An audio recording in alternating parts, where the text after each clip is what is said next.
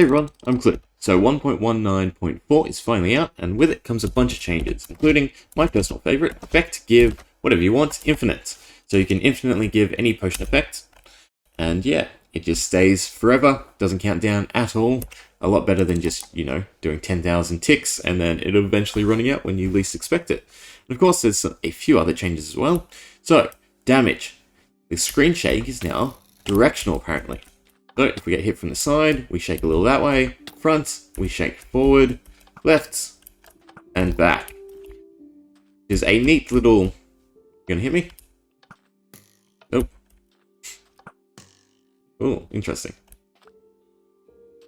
You don't want to get me from behind. There we go. Bad. So it's a neat little change, just to give you a bit better of a directional sense of where the damage is coming from. You know what? We might as well use infinite to give ourselves some regen. Perfect. You know what? We can do that even better. So regen, why don't we do instant health? Max out our health straight away. Perfect. Then we can just effect clear. Now, for some of the more disappointing changes, at least to me. So, the enchantment glint is now heavily reduced. Yeah, I liked it how it was, to be honest, especially on potions. If I hop over into creative, on potions, they look so bland now. I mean, they're colourful, obviously, but they don't seem as special. Like, it was nice that the potions without effects were normal, like this, but then all of these were shimmering, these magical little things, but now they're just colourful. So, two of my probably least favourite changes. And then there's also paintings. This is going back to something good. We can now see the author, so if you customize them, add in your own sort of artwork, you can now put your author name on it, and it's like a proper piece of art. You can sign it digitally, whatnot. There's nothing here I can put painting on. And you can also obviously pick out the exact paintings you want, instead of just spamming and breaking till you get the correct size. Then we've got notebooks. And then we have jukeboxes. They now work with droppers and hoppers. I did that backwards. Droppers and hoppers. We can start it. We can take it out, stick it in, and start again. How good is that? So you can now automate record players. Perfect. There's also a bunch of other changes. For instance, horses now have proper breeding, so you can increase their stats in a proper manner rather than just randomly. And there's a whole bunch more.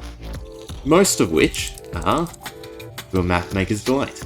There's actually a lot of different sort of mechanics that they've introduced. For instance, we've got the damage command that allows us to set specific forms and amounts of damage. And then we also have the ride command, which is pretty good. We no longer have to use NPD data to edit a mob's passenger. But my favorite, again, I can have more than one favorite. If we do summon, say we want a dolphin, and then we want to equip it with a passenger. Passenger, normally, if anything was underwater with a passenger, they would dismount. That's just how the game worked. Luckily now, we can stick on, I don't know, a husk. Ooh, I need the Minecraft, don't I? Let's try that again. We can stick on a husk. Yeah. Third time's charm, yes. We can stick on a husk, and they don't actually dismount. So if you attach mobs to any sort of aquatic mob, they won't actually dismount, which is really good, because I had a few bosses that did make use of this mechanic, and because they're in water, they instantly dismounted. Of course though, if you're on a horse, you're still going to dismount. There is a private tag setting within the game, so if you make data packs, you can sort of play around with it, that specifies aquatic mobs will not dismount, and other mobs will. Along with that, we've got a few other commands to go through. We now have... What, can I figure out what the new ones are? Probably not. There is a few though. So ride command, like I said, you can essentially pull any entity to ride or mount something else. So for instance, if we were to find, I don't know, rabbits. There should be a rabbit around, surely. Limit it to 1. Let's see. There we go. We've got a rabbit. Fortunately, we can't control them. It would be nice if players could control any mob they're on top of, but still, it's very useful for creating different mobs. You can do it with other entities, for instance, chests, minecart chests. That's a great one to tack on to, say, camels, or anything like that. It's all gearing up pretty nicely for 1.20. Now, can I spot any others before we just go through the patch notes? Don't think I can, no. There are a bunch of the new executes, so I haven't played around with them enough yet, especially like the summon one. This one, it's a bit weird to me. Execute, summon, at... I suppose it's just reforming the sentence structure to make it a bit better. I'll have to play around with them, but there are a lot of technical feature changes in this update, so we'll hop over to the patch notes and we'll go through everything a bit better, a bit more properly. Right, so we've got a bunch of changes to go through. Updated horse breeding, so we've already gone over that. It specifies it a lot better here than I did. So the speed, jump height, and health of the baby is now a variation of the average of the parents, rather than being a random selection. This means that you can breed and head towards a positive increase. So if you put in the time, you can get far better horses, mules, or donkeys. Okay, jukeboxes are now in line with Bedrock, interacting armor and elytra items in hand when I swap them with equipped gear. So quick swaps, something I love to see because you can tack on some different effects to armor and make it worthwhile to swap in and out. Camera tilt when hurt, we went over that with the arrow. Potion colors, something I don't really like. Enchantment Glint as well, I prefer the previous. I feel like they've muddled everything just to make it a bit easier on the eyes. Arm stands now preserve custom names when placed. Vexes have a separate animation depending if they have a tool or are empty-handed. Tweaks to recipe unlocking. We'll get into that when we play Survival. Update the Create New World screen menu. I should probably take a look at that, no? Why don't we? It's a bit zoomed in, I know, because I was on the patch notes. So, we have the new version, which I honestly think is worse. It takes all the customizable features and sticks them far away. We can put on 1.20 now, though. That is really good, so you don't have to go to the snapshots. You can just use it here on 1.1.94. Did I say that right? 1.19.4. There we go. Bundles as well. Although bundles you can give yourself in-game. This just adds them to the inventory. But careful. Can't be turned off. And you can't obviously turn it on a world that is already made, though there are ways around that, as I've gone over previously. Okay, jukeboxes, we've gone over that too. Creative menu, another thing we've gone over. Here's the proper description of the recipe unlocking. So the crafting table is unlocked immediately. You don't have to break a tree, and then certain other recipes are locked behind some other things, or are no longer, sorry. So you can't see crossbows and soul campfires with just sticks. Update the create screen. Again, I don't like this tab system, but hey, it's there to help make it easier to understand and digest. Accessibility, a whole bunch of changes. You can now customize everything, which is really good. I wish they would add the enchant tints to this as well. But you can change the damage tilt. Auto jump is off by default. Everyone loves that one. Arrow key navigation, no. The high contrast resource pack. So essentially dark mode for Minecraft. It's built in, right? I can find it if I go to my resource packs. Yeah. Do we see what it looks like? Interesting. Yeah, it's pretty decent, actually. I don't mind it. Do I have to enable it in here? No, it's selected. Isn't the inventory UI? Is it darker? I don't think it's darker. Interesting. I guess it is just literally the UI, not the in-game UI. Okay, what else do we have? Technical changes. Now, this is what I really want to talk about, obviously, because I do a lot of technical stuff. So I have the damage command, the ride command, and the clone command. Now supports different dimensions. So I could take my giant hub, and I could clone it and stick it in the nether if I wanted. Really good for random generating, obviously, or I'm sure someone's going to do like a mimicry map where anything you do in the overworld is cloned to the nether and the end, vice versa, and you have to go through each dimension simultaneously or something like that. There's some wacky ideas you can come up with. Well, okay. So they update the data pack version and resource pack version, obviously, to differentiate between the data packs. I really hate this, because you have to go into the data pack setup file, and you have to change it. I mean, it's just a text number that you change, but the fact that you have to update it now on everything if you want to make it work, even though a lot of the technical stuff hasn't changed, so that, data packs aren't obsolete between the previous version and this version, so there's not really a reason to update the version number, but hey, they've done it anyway.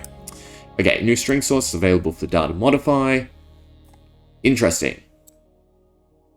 More information would be nice. Okay, new execute subcommands, if dimension, if loaded, on, position, over, and summon. I get all these, because these are checks. I don't understand what the summon version is for the execute command. So this obviously is execute if in X dimension, if loaded. So rather than just existing, but actually loaded. This is important because entities obviously exist if they're permanent, but are not loaded in some circumstances. On, I believe that's riding. So if you're a passenger and then positioned over, it's also another great one instead of just using a inverse statement on the unless block air. You can actually specify position over. I assume you can do it with entities as well. Add a new type of Atlas config. No idea what that means, but hey, it's there. Okay. What else? What else is of interest to me? Because a lot of this is meh. Entity dismount frequency 6, so they've separated it, and that's sort of what's led to the aquatic mobs, which is probably later on. All this background stuff, I don't really understand either. I'm not big on data packs yet. One day I'll learn. Old menu, nope. Added a new flag value, 128 to hide flags, for hiding armor trim item tooltips. Interesting. I doubt the tooltip's too long. Yeah. Resource pack formats, so they've separated the enchantment glints, so you can now edit them as well, which is pretty good. You can make them a bit better, you can turn them back to normal. Slider textures are now defined and separate, so they've just split up a bunch of things, allowing you to customize a bit better. The clone command update now supports specific source and target dimensions, so you can clone from one dimension to the other. Again, we've already gone over it. Don't really need to look at the parameter. There we go.